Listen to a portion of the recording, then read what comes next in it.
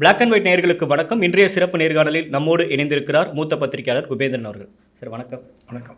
ஒன்றுபட்ட அதிமுக தான் 2026 தேர்தலில் வலிமையான திமுக வீழ்த்த முடியும் அப்படின்னு தொண்டர்களோட மனதை பிரதிபலித்த செங்கோட்டையன் இன்னைக்கு கட்சியில் அனைத்து விதமான பொறுப்புகளிலிருந்தும் நீக்கப்பட்டிருக்கார். எடப்பாடி பழனிசாமி ரொம்ப அடமண்ட்டாக இருக்கிறதா நம்ம புரிஞ்சுக்கணுமா இந்த விவகாரத்தை பொறுத்த வரைக்கும்? அதிமுகவின் சட்டத்திட்டங்கள், விதிகள் இதுக்கு முன்னாடி நீங்கள் பார்த்துருக்கீங்களா? மற்ற கட்சிகள் மாதிரி கட்சி விரோத நடவடிக்கைகளில் அல்லது கட்சி ஒழுங்கீனமாக கட்சிக்கு எதிரான செயல்பாட்டில் இப்படிலாம் விளக்கம் கேட்டு நோட்டீஸ் அனுப்புகிற பழக்கம் அதிமுகவில் கிடையாது. ஸ்ட்ரைட்டாக சஸ்பெண்டு, ஸ்ட்ரைட்டாக நீக்கம் தான். அதன் பிறகு நீங்கள் கட்சியில் சேரணுன்னா நீங்கள் விளக்கத்துக்கு இப்படிலாம் இருந்தேன், அப்படிலாம் இருந்தேன், நான் எம்ஜிஆர் காலத்து ஆள், ஜெயலலிதா காலத்தில் இப்படி இருந்தேன், மன்னிப்பு. அதாவது அதிமுகவுடைய சட்டத்திட்டமே வேறு. அது அடிப்படையில் தான் எடப்பாடி பழனிசாமி அவர்கள் இந்த நீக்கத்தை அதிரடியாக அறிவித்திருக்கிறார்.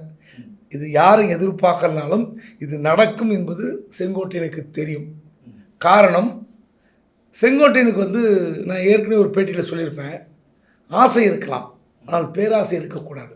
அதிமுக மீண்டும் ஆட்சிக்கு வரணுன்றது பேராசையா, இல்லை செங்கோட்டையனோட அந்த ஆசைகளே ரொம்ப இதாக இருக்குன்னு நினைக்கிறீங்களா?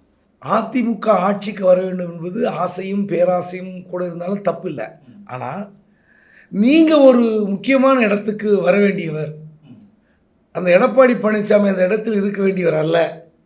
நீங்களாம் அந்த இடத்துக்கு வந்திருந்தால் கட்சி எப்படியோ இருந்திருக்கும், இப்படியெல்லாம் சொல்லி உசுப்பேற்றுறாங்க தெரியுங்களா பாஜக. நேற்று அவர் கொடுத்த பேட்டிக்கு பிறகு இது முக்கியமாக நான் மீடியாவுக்கு சொல்ல வேண்டியது மக்களுக்கு இல்லை, அதிமுகவில் பிரச்சனை. சரிங்களா? அப்போ அதிமுகவில் பிரச்சனை என்றால் நீங்கள் மைக்கை யார்கிட்ட நீட்டணும்? அதிமுக காரங்கிட்ட. அதிமுக தலைவர்கள்கிட்ட, எடப்பாடி பழனிசாமி, இல்லை திண்டுக்கல் சீனிவாசன், நத்த விஸ்வநாதன், சி வி சண்முகம், இவங்ககிட்ட தான் நீட்டணும். ஆனால் நேற்று மீடியா என்ன பண்ணாங்க? பிரேமலதா, திருமாவளவன், செல்வ பெருந்தகை, கம்யூனிஸ்ட்டு, இப்படி எல்லா கட்சியிலும் மைக்கை நீட்டி அவங்க உட்கட்சி பிரச்சனைக்கு இவங்க கருத்து சொன்னால் எப்படிங்க சரியாக இருக்கும்? இரலவெண்ட்டாக இருக்கும். அந்த மாதிரி இப்போ நான் கேட்குறேன், நேற்று செங்கோட்டையன் சொன்ன வார்த்தை சத்தியமான வார்த்தை, நான் மறுக்க மாட்டேன். கட்சி ஒருங்கிணைய வேண்டும், ஒன்றிணைந்தால் தென் மாவட்டங்களில் ஒரு நல்ல வெற்றியை ஈட்ட முடியும்னு அவர் ஆசைப்பட்டார், அதை வெளிப்படுத்தினார். அது எல்லா தொண்டர்கள் மத்தியிலும் இருக்கிற ஒரு உணர்வு, பேச்சு தான், நான் மறுக்க மாட்டேன். இது ஏற்கனவே ஓராண்டு காலமாக இருக்கிற விஷயத்தை தான் அவர் நேற்று வெளிப்படுத்தினார். ஆனால் எங்கேயாவது ஒரு மீடியா, எல்லா சேனலும் உட்பட, நான் பத்திரிகையாளன் தான், நான் வெளிப்படையாக அதை சொல்கிறேன், எல்லா சேனலும் எல்லா நிருபர்களும் எங்கேயாவது ஒரு நகர செயலாளர், ஒரு ஒன்றிய செயலாளர், ஒரு கிளைக்கழக செயலாளர் கன்னியாகுமரியிலையோ, நாகப்பட்டினத்துலையோ, பரமத்தி வேலூர்லேயோ, இல்லை திருப்பத்தூர்லேயோ, இல்லை கள்ளக்குறிச்சியிலையோ எங்கேயாவது ஒரு அதிமுகவில் ஒரு நிர்வாகி இருப்பவர்கிட்ட மைக்கை நீட்டி செங்கோட்டையன் இப்படி சொல்லியிருக்கிறார், 10 நாள் கெடு விதித்திருக்கிறார், இந்த கெடுவுக்கு எடப்பாடி என்ன செய்ய போகிறார் அப்படின்னு ஒரு இடத்துல ரியாக்ஷன் வாங்கினாங்களா? அப்போது கேட்டிருப்பாங்க, கேட்காம இருந்திருக்க மாட்டாங்க, கேட்டிருப்பாங்க. ஒரு இடத்தில் எடப்பாடிக்கு எதிராக அதிமுக நிர்வாகி வாய்த்திருக்க மறுத்திருக்கிறார் என்றால் அந்த கட்சி கட்டுப்பாட்டில் இருக்கிறதாகத்தான் அர்த்தம். நேற்று கம்பத்தில் அவர் போகிறாரு, அங்கே எல்லாரும் ஒன்று கூடி ஒன்றுபட்ட அதிமுக வேணும் அப்படின்னு சொல்லி இது பண்ணுறாங்க, போடி நாயக்கனூரில் கத்துறாங்க. இவங்களும் தொண்டர்கள் தானே சார்? ஒன்றிணைய வேண்டும் சொல்லி ஒரு பதாகை வைத்து கொண்டு எடப்பாடியுடைய வாகனத்தை முற்றுகை போராட்டம் அப்படின்னு டிவியில் வந்தது. அந்த மைக்கு நீட்டி அங்கே பேச வைக்க வேண்டியதானே? இதில் செட்டப்புங்க, அது டிடிவி செட்டப்பு அல்லது ஓபிஎஸ் செட்டப்பு. இன்னும் ஒரு படி கூடுதலாக சொல்ல போனால் திமுக கூட செட்டப்பாக இருக்கலாம். திமுக என்ன சார் விவகாரம் இருக்குது? இல்லைங்க, ஒரு கட்சி எப்படி கலகலக்க செய்ய வேண்டும் என்று ஆளுங்கட்சி தீர்மானிக்கும்ல. ஆளுங்கட்சியுடைய உளவுத்துறைக்கும் ஆளுங்கட்சியுடைய ஐடிக்கும் அதான வேலை. அதிமுக பலவீனப்பட்டால் திமுக கொண்டாட்டம். ஸோ அதை இந்த பதாகை கொண்டு வந்தவர்கள் எல்லோருமே அதிமுகவின் தொண்டர்கள் அப்படின்னு சொல்ல முடியுமா? பட் ஆனால் அங்கே ஒரு பிரதிபலிக்குது இல்லை, இது மாதிரி ஒன்றுபட்ட அதிமுக வேணும் அப்படின்னு கேட்குறாங்கல்ல. நான் மறுக்கவே இல்லை, நான் முதல்ல சொல்லிட்டேன். செங்கோட்டையனுடைய வார்த்தை உண்மையான வார்த்தை, சத்தியமான வார்த்தை. ஆனால் நீங்கள் 10 நாள் கெடு விதித்தால் அது சரியாக இருக்குமா? தப்பு இருக்கு. இல்லை, ஏற்கனவே ஓராண்டுக்கு முன்பாக 6 முன்னாள் அமைச்சர்கள் போனாங்க, அது பொய்ன்னு சொன்னார். அது எடப்பாடி செய்த மிகப்பெரிய தவறு. நான் எடப்பாடியோட தவறையும் நான் சுட்டி காட்டுறேன். பக்கத்தில் வச்சுட்டே சொன்னார், இங்கே தான் இருக்கிறாங்க 6 பேர் இங்கே இருக்காங்களே, என்ன சொன்னாங்கன்னார். அதாவது ஒரு கட்சிக்கு என்ன நன்மை என்பதை ஒரு கட்சியினுடைய நிர்வாகிகள் வந்து சொன்னால் அது காது கொடுத்து கேட்க வேண்டிய கட்டாயத்தில் கட்சி தலைமை இருக்க வேண்டும். அந்த குறைந்தபட்ச அந்த தன்மை எடப்பாடியிடம் இல்லை, நான் அதை ஒத்துக்கிறேன். ஆனால் நீங்கள் ஆளாளுக்கு நீங்கள் ஹேண்ட் ட்விஸ்ட், அதாவது கையை முறுக்கி அவர் வந்து உங்கள் பாதைக்கு கொண்டு வரலாம் என்று நினைத்தால் அதுக்கு நான் சரியான ஆள் இல்லை என்பதை வெளிப்படுத்தி விட்டார். கையை முறுக்கி இவ்வளோ அக்ரெசிவாக பண்ணுறாங்கன்னு ஏன் சார் நம்ம புரிஞ்சுக்கணும்? ஒரு 10 நாள் நீங்கள் வந்து அதுக்கான ப்ராசஸை ஸ்டார்ட் பண்ணுங்கள், அது எப்போனாலும் நடக்கட்டும், யாரை நீங்கள் சேர்த்துக்கணும் நீங்களே முடிவு பண்ணுங்கள். இது எல்லாமே ஒரு தலைவருக்கு ஒரு கட்சியில் ஒரு சீனியராக கொடுக்கக்கூடிய அட்வைஸ் தானே, அதையே நம்ம வந்து ஒரு திட்டனிங்காக பார்க்கணும். இல்லை, அதுதான் சொல்கிறேன். நீங்கள் செங்கோட்டையன் தன்னிச்சையாக அப்படி சொல்லியிருந்தால் எடப்பாடி அதை வரவேற்றிருப்பார், நான் மறுக்கலை. ஏன்னா 10 நாட்களுக்கு முன்பாக ஆடிட்டர் குருமூர்த்தியுடன் சைதை துரைசாமியுடன் போய் சந்திக்கிறார், டெல்லிக்கு போய் நிர்மலா சீதாராமனை சந்திக்கிறார். அப்போ பாஜக இதனுடைய பின்னாடி இருப்பது நன்றாக தெரிகிறது. இதில் என்ன அர்த்தம், இதில் என்ன பொருள்? பாஜக இது மாதிரி அதிமுகவோட உட்கட்சி வரலாம் நாங்கள் இன்டர்வியூனே ஆக மாட்டோம் தானே அவங்க அந்த ஸ்டேட்மெண்ட் ரொம்ப கிளியராக தான் இருக்காங்க. அதாவது எடப்பாடி வந்து ஒரு 4.5 வருஷம் நம்முடைய ஆதரவில் அல்லது நம்முடைய ஆசீர்வாதத்தில் இந்த ஆட்சியை வந்து தக்க வைத்து கொண்டார். பாஜக ஒரு பெரிய ஆசை, நம்ம தானே அந்த பதவி வந்து அவர் கொடுத்தோம் அப்படின்னு.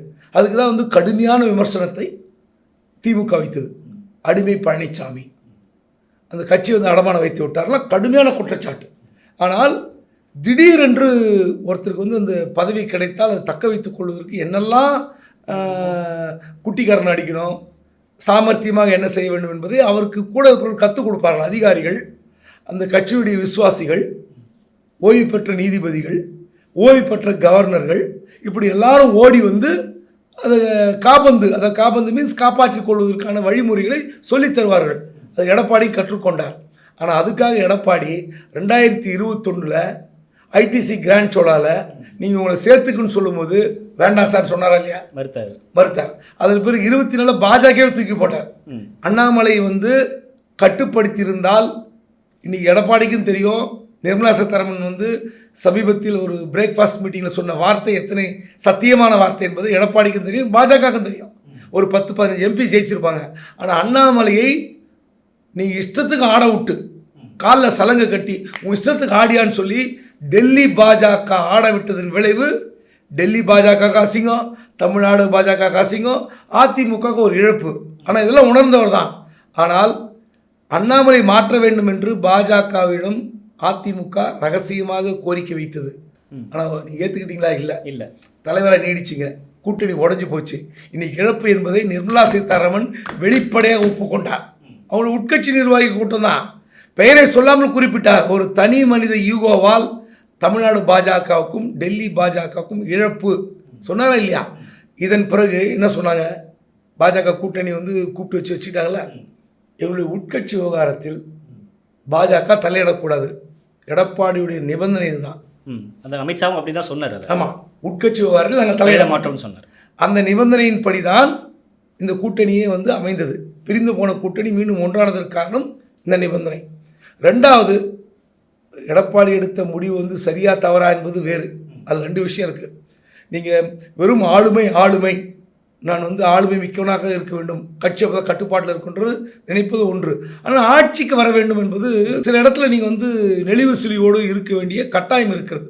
காம்ப்ரமைஸ் பண்ணிக்கணும் அதனுடைய. ஆனால் நீங்கள் டிடிவி தினகரனோடு போயோ ஓபிஎஸோடு போயோலாம் இல்லை.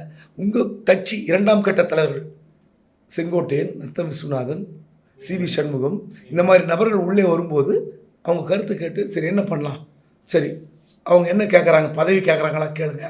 ஓபிஎஸ்க்கு என்ன பதவியே வேண்டான்னு சொல்கிறாரு, அப்படியா? சரி, 3 முறை முதலமைச்சராக இருந்தவர், கட்சியுடைய ஒருங்கிணைப்பாளர், அவர்கிட்ட மன்னிப்பு கடிதம் கேட்டால் சரியாக வராது, அதுக்கு வேறு மாதிரி இதை வழி இருக்கா, கொஞ்சம் பேசுங்க.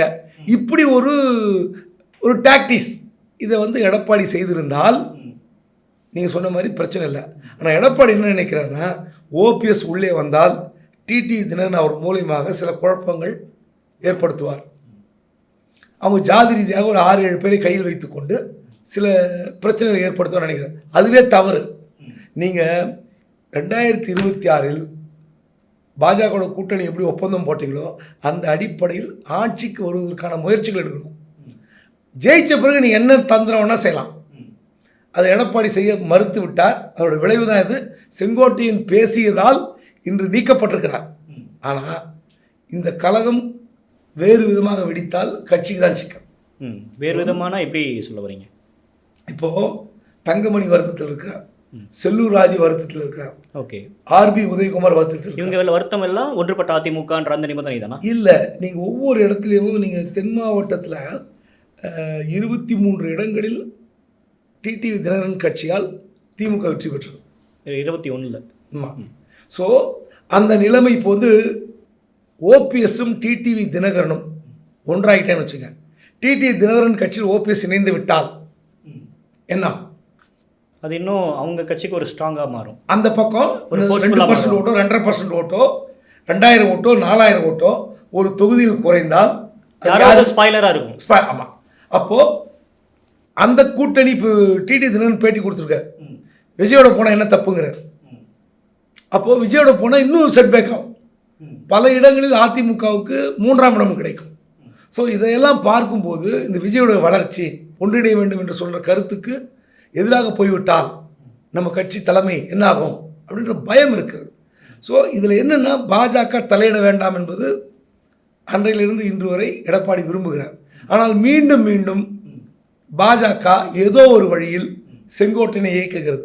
அந்த கோபம் தான் அந்த நீக்கம். ஓகே, இப்போ இது இந்த நீக்கம் மூலியமாக பாஜகவுக்கு ஒரு ஸ்ட்ராங்கான மெசேஜ் சொல்கிறாரா? எஸ். நீங்கள் வந்து உட்கட்சி விவகாரத்தில் தலையிட மாட்டேன் என்று சொல்லி தான் கூட்டணி ஏற்படுத்தினீர்கள். அந்த கூட்டணி தர்மத்தை மீறிவிட்டீர்கள். செங்கோட்டையன் நீக்கம். இப்போ பாஜகலேருந்து வெளியே வருவாரா கூட்டணியிலேருந்து? அருமையான கேள்வி. இப்போது முக்கியமான முடிவு எடுக்க வேண்டிய கட்டாயத்தில் எடப்பாடி இருக்கிறார். ஏன்னா சார், இப்போ ஓபிஎஸ் எவ்வளோ கட்சியில் முக்கியமான நபராக இருந்தார், ஒருங்கிணைப்பாளர்னு பெரிய பொறுப்பில் இருந்தார், எல்லாத்தோட சம்மதத்தோடு அவர் கட்சியிலிருந்து நீக்கினார்.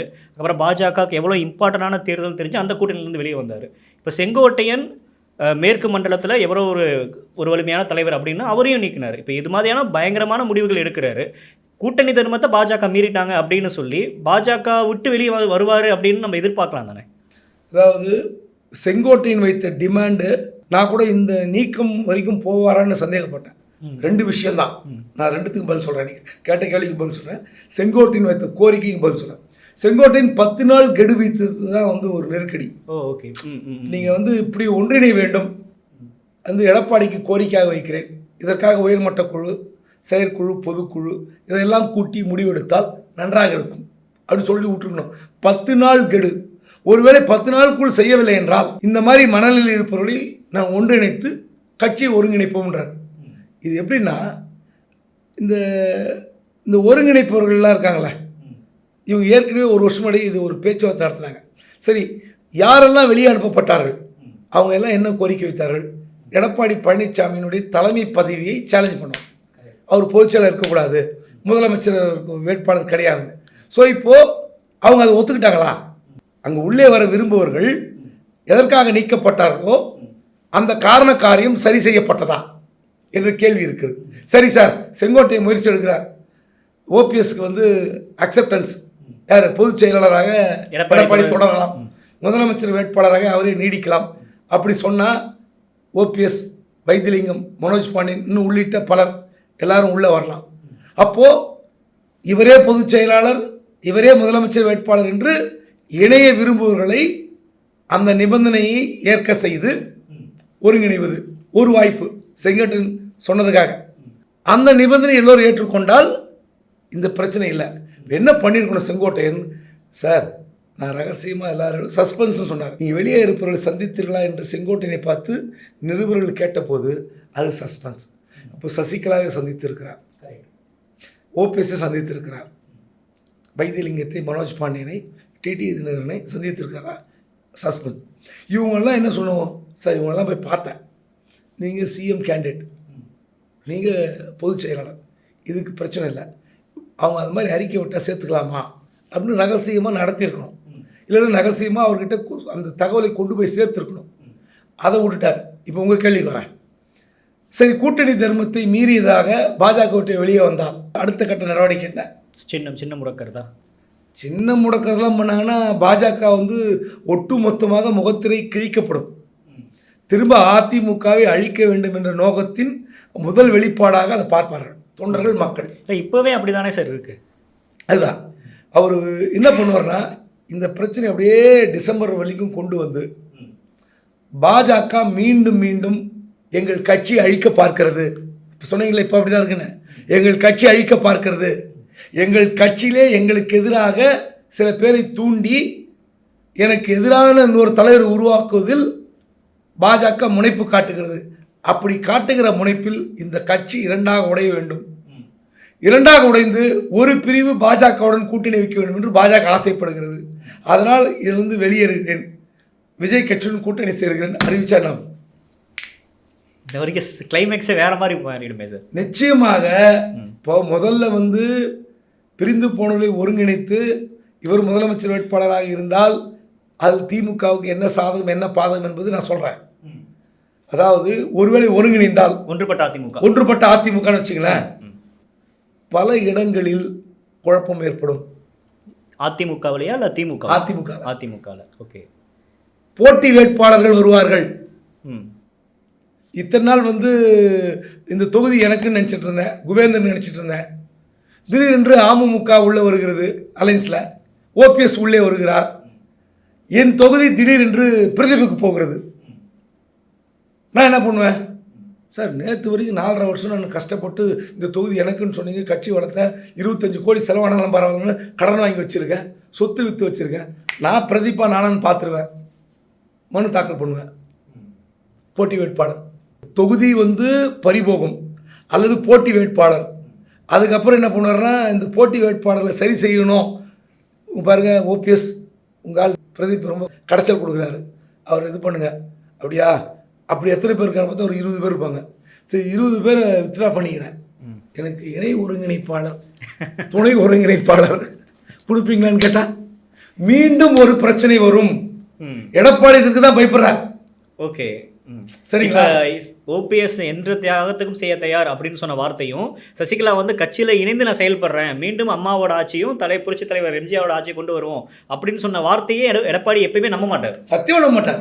ஏன்னா இவங்க எப்பவுமே சொன்ன வார்த்தையை வந்து காப்பாற்றுற ஆட்களே கிடையாது. பட் இப்போ ஒரு காலம் ஒரு படிப்பினை எல்லாத்துக்கும் கொடுக்கணும். படிப்பினை கொடுத்தாலுங்க, நேற்று வரைக்கும் இவங்க பண்ணையார்த்தனம் நடப்பாங்க. இவங்க எல்லாருமே பண்ணையார்த்தனம்.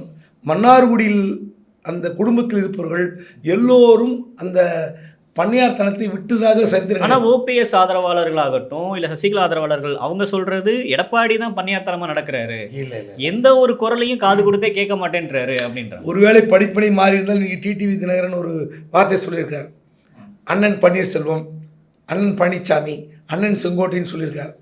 அது உண்மையிலே வரவேற்க வேண்டிய ஒரு மாற்றம். ஆனால் என்னுடைய கருத்தை நான் பதிவு பண்ணுறேன். இதே டிடிவி தினகரன் ஓபிஎஸ் 3 முறை முதலமைச்சராக இருந்தவர். ஜெயலலிதா இறப்புக்கு பிறகு எப்படி கூப்பிடுவாருன்னு கட்சிக்காரர்கிட்ட கேளுங்க. இது மறுத்தா நான் மன்னிப்பு கேட்குறேன். ஓகே, சேர்மன் எங்கன்னு அவருக்கு எப்போதுமே பெரியகுளம் சேர்மன் ஓ பன்னீர்செல்வம் பெரியகுளம் நகராட்சி சேர்மன்லேருந்து விலகி எம்எல்ஏ ஆகி அமைச்சராகி முதலமைச்சரானவர். ஆனால் பெரியகுளம் சேர்மன் கூப்பிடுவார். இதுதான் பிரச்சனை. உங்களால் வளர்க்கப்பட்டவர், நான் இல்லைன்னு சொல்ல. உங்கள் காலடியில் விழுந்து கிடந்தவர், நான் இல்லைன்னு சொல்ல. உங்களுக்கு காலமுக்கி விட்டவர், இல்லைன்னு சொல்ல. ஆனால் உங்களால் ஒரு ஏணியில் உட்காந்து ஒரு அரியணையில் அமர்ந்தவர் நீங்கள் கூப்பிடணும். வாங்க முதலமைச்சர் கூப்பிடணும், தப்பே கிடையாது. எம்ஜிஆர் எப்படி நம்ம கூப்பிடுவாரு? KKSS ராமச்சந்திரனை முதலாளின்னு கூப்பிடுவார். எம்ஜிஆருடைய உச்சபட்ச அந்தஸ்துக்கும் ஒரு பருத்தி மில்லு வச்சிருந்த KKSS ராமச்சந்திரனை பார்த்து முதலாளின்னு கூப்பிடலாமா? அப்படியே உள்ளம் குளிரும். என்ன முதலாளி அப்படிம்பார். இன்னும் கொஞ்சம் உற்சாகமாக வேலை பார்ப்போம். திருநாவுக்கரசு பார்த்து என்ன மைனர்னு கூப்பிடுவார். அப்போது எம்ஜிஆருக்கு அதனால் வந்து ஒரு இழப்பும் கிடையாது. முதலாளி நம்மளை கூப்பிட்றாருன்னு ஒரு உற்சாகம் இருக்குல்ல. என்ன பருத்தி கூடன்னு வச்சு தான் நீ பெரியாளா, எனக்கு நீ வேலைக்காரன் தானே அப்படின்னு எம்ஜிஆர் நினைக்கல. அப்போது நீங்கள் உங்களால் ஒரு அரியணையில் ஏற்றப்பட்டிருந்தாலும் முதலமைச்சர் கூப்பிட்றதுக்கு உங்களுக்கு விருப்பம் இல்லை, சேர்மன்.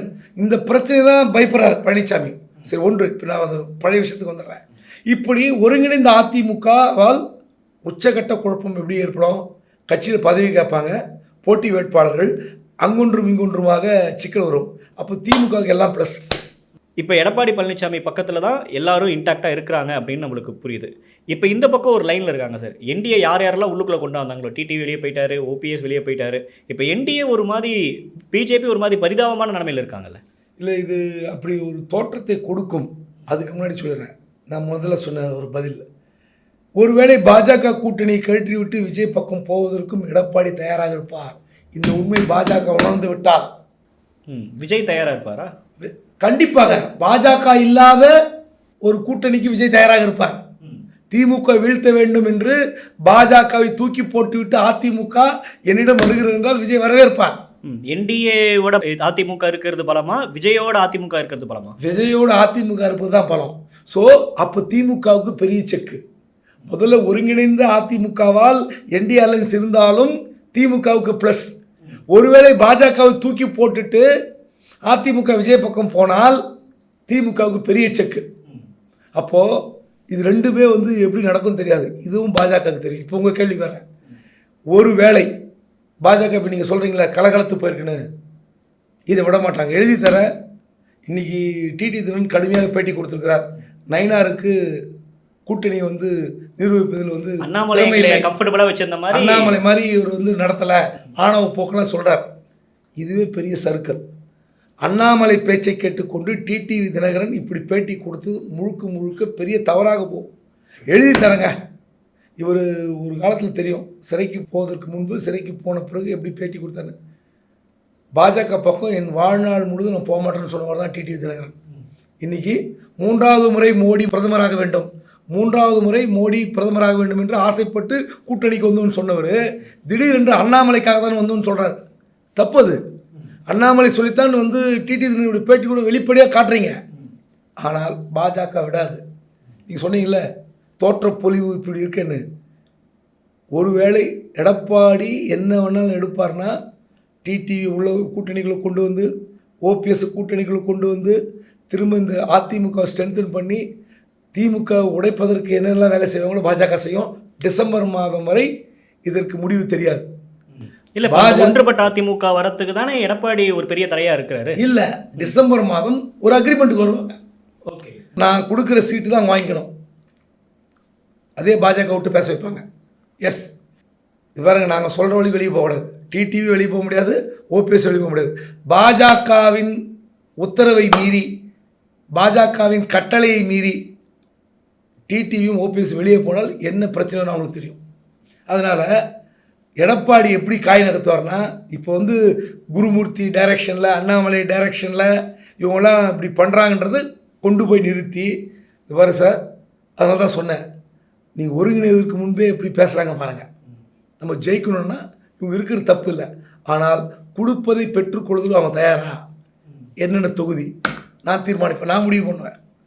நீங்கள் உங்கள் ஆட்களை அமைதி பண்ணுங்கள், உங்கள் கண்ட்ரோல் எடுங்க சொல்லி எல்லாரையும் ஒருங்கிணைக்கிற பணியை எடப்பாடி பாஜக வைத்தே செய்வார். இதுக்கு வாய்ப்பு இருக்கு. அப்போ எடப்பாடி தான் மாஸ்டர் மைண்டாக இருப்பார். கண்டிப்பாக.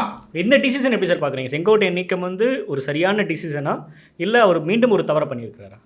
இது 50-50 தான். இது டக்குன்னு எடப்பாடிக்கு ப்ளஸ்ஸு அப்படின்னு சொல்ல முடியாது, மைனஸ் சொல்ல முடியாது. ஆனால் செங்கோட்டையனுக்கு அடுத்து வேறு யாராவது இப்படி கலகம் செய்தால் அல்லது கலக குரல் எழுப்பினால் ஒரு அதிரடி வாணி இந்த லெட்டர் வரும். ஆமாம்.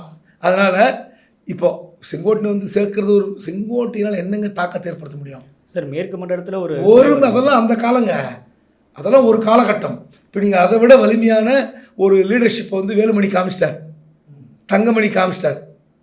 அப்படி இருக்கும்போது இவர் என்ன பண்ண போகிறாரு? இப்படி இருந்தாலும் எம்ஜிஆரோட தொண்டர்கள், எம்ஜிஆரோட ரசிகர்கள் எல்லாமே ஒரு பக்கம் இருப்பாங்கல்ல.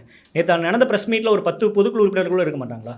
இல்லை, நீங்கள் வெறுமனே பேட்டி கொடுத்தா பரவாயில்ல, அப்படியே கார்லேருந்து ரோட் ஷோ நடத்தி கட்சி அலுவலகத்துக்கு முன்பு நிறுத்தி இதெல்லாம் சொல்வது எடப்பாடிக்கு எரிச்சலை ஏற்படுத்திடும். நான் செங்கோட்டையன் தப்ப சொல்ல, இதெல்லாம் திட்டமிட்டு செய்கிறார்ல, ஒரு பெரிய ஃபோர்ஸாக காட்டுறாங்கல்ல, நீங்கள் ஒரு ஃபோர்ஸாக காட்டுங்க. அது பாஜக செய்கிற எல்லா தவறும் இப்படிதான் முடியும். நீங்கள் எடப்பாடிக்கு ஒரு செக்மேட்டை நீங்கள் அதிமுகவில் உருவாக்குகிற நோக்கத்தில் நீங்கள் எடுக்கிற ஒவ்வொரு நடவடிக்கையும் உங்களுக்கு எதிராக போகும், கூட்டணிக்கு எதிராக போகும். நான் திரும்ப திரும்ப சொல்கிறேன். அப்போ பிஜேபி போகிற பால எடப்பாடி நல்லா தான் ஆடுறாரு. கண்டிப்பாக கவலையே பண்ணலையே. நீங்கள் இந்த பிரச்சனை இன்னொரு விஷயம் கடைசியாக சொல்லிடுறாங்க. இவங்களெல்லாம் வந்து டிசம்பர் ஜனவரியில் தான் சேர்த்துக்கணும்னு முடிவோடு இருந்தார். ஓகே, அவரே அந்த மைண்ட் செட்டில் தான் இருந்தார். ஏன் அந்த மாதம்னா அந்த தேர்தல் பரபரப்பில் இவங்களாம் வந்தாங்கன்னா கொடுக்கறத வாங்கிப்பாங்க. ஓகே, கலகம் பண்ண மாட்டாங்க. கேண்டிடேட் சேஞ்ச் பண்ண முடியாது, தொகுதியை சேஞ்ச் பண்ண முடியாது. இதை முன்னாடியே வந்தாங்கன்னா ஜெல்லாவர்ன்ற அடிப்படையில் உள்ளே வந்தவுடனே எல்லாரையும் கையில் எடுப்பாங்க. என்ன பழைய தொடர்பை வந்து பயன்படுத்துவார்கள். பணம் கொடுத்தோ அல்லது ஜாதியை வைத்தோ அல்லது வேறு எதை வைத்தோ உள்ளே கொண்டு வந்து குழப்பம் ஏற்படுத்துவார். அதில் தெளிவாக இருக்கார். உண்மையிலே இந்த கட்சி வந்து தமிழ்நாட்டில் ஒரு அதிமுக என்ற மிகப்பெரிய கட்சி இருக்க வேண்டும். நான் ஓப்பனாக சொல்கிறேன். திமுக அடுத்து ஒரு அதிமுக வலிமையாக இருக்க வேண்டும். அது பாஜக துணையின்றி இருக்க வேண்டும். நடிகர் விஜய் துணையின்றி இருக்க வேண்டும். ஏன்னா 2 திராவிட கட்சிகள் 1000 ஊழல் 1000 நிர்வாக சீர்கேடுகள் மாறி மாறி செய்கிற தவறுகள் 2 கட்சிக்கும் பொருந்தும். 2 கட்சி நான் வந்து இது பெருசு அது பெருசு சொல்ல. ஆனால் இன்னொரு நடிகருக்கு வாய்ப்பு கொடுத்து தமிழ்நாட்டை இன்னும் சீரழிக்காதீங்க. ஓரளவாவது சிந்திங்க. வரட்டும், அவர் வரட்டும், நடிகர் வரட்டும். இங்கே வந்து தமிழ்நாட்டில் சண்டை போட்டோம். ஒரு 2 தேர்தல் 3 தேர்தல் உருளட்டும், பெறலட்டும். அதுக்கப்புறம் அவர் ஒரு தெளிவுக்கு வருவார். எடுப்பிலே அவர் முதலமைச்சர், துணை முதலமைச்சர் அப்படி அவங்க கட்சிக்காரங்க தான் பேசுகிறாங்க. அவர் அப்படிதான் பேசுகிறாரு. என்னை நம்பி ஒருவர்களுக்கு அப்படின்னு சொல்கிறாரு. அதனால் அது ரொம்ப தப்பான கான்செப்ட். அந்த ஆசை வரவே கூடாது. இறுதியாக ஒரு கேள்வி சார். இப்போ பொறுப்புகள் இருந்து நீக்கப்படுறாரு, அடிப்படை உறுப்பினர் இருந்தும் செங்கோட்டையன் நீக்கியிருக்கலாம்ல. அப்போ அந்த இடத்துல இன்னும் அவருக்கு ஒரு வாய்ப்பு கொடுக்குறாரா எடப்பாடி? கட்சி சட்டத்திட்ட ஒன்று இருக்குல்ல, அதுபடி நீக்கியிருக்கிறாங்க. ஸ்ட்ரெயிட்டாகவே நோ நோட்டீஸ் விளக்கம்லாம் கேட்டுலாம் வந்து நோட்டீஸ் கொடுக்குற பழக்கம் அதிமுக கிடையாது. ஸ்ட்ரெயிட்டாகவே சஸ்பெண்ட், நீக்கம், அதுக்கப்புறம் மன்னிப்பு, இணைப்பு, அவ்வளோதான். இது நடக்கும். பாஜக தாங்க இப்போ பெரிய ரோல். வேறு யாருக்கும் கிடையாது. எடப்பாடி கூலாக இருப்பார். நீங்கள் உள்ள கலக்கம் பண்ணுறீங்களா, நீக்கிட்ட அடுத்து என்ன? விஜய் இருக்கார்ல, தைரியமாக இருப்பார். விஜய் பக்கம் போனால் பாஜக இப்போ 4 எம்எல்ஏ இல்லை, 4 காலி. பாஜகவுக்கு தான் தலைவலி. ஓகே, என்ன நடக்குது அப்படின்ற பொறுத்து இருந்து பார்க்கலாம் சார். செங்கோட்டையன் நீக்கப்பட்டதுக்கான பின்னணி குறித்து எடப்பாடி பழனிசாமியோட அடுத்த கட்ட நகரம் எப்படி இருக்குன்னு சொல்லிட்டு உங்கள் பல்வேறு கருத்துக்களை பகிர்ந்துக்கிட்டீங்க. உங்கள் கருத்துக்கும் நேரத்துக்கு நன்றி. தேங்க்யூ. நன்றி.